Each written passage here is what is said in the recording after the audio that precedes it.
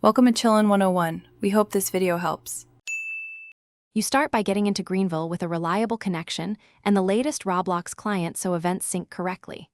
Once in the lobby, pick a populated server and spawn near central landmarks so you share the same disaster events as others.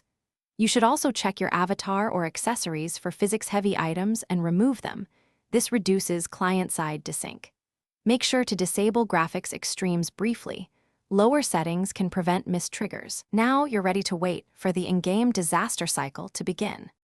You now focus on how Greenville announces and runs disasters. Read the event timer and listen to chat alerts, because they indicate pending events and server-wide triggers. Once done, position yourself with other players.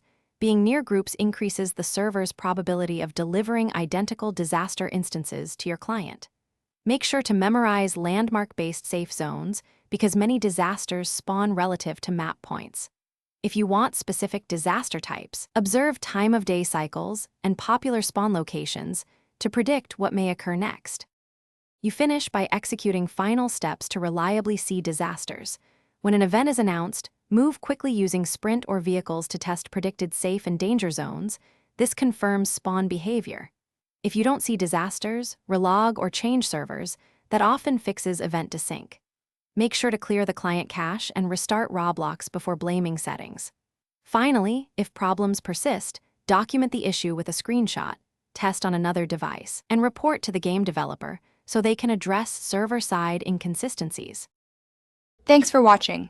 Consider subscribing if we helped you.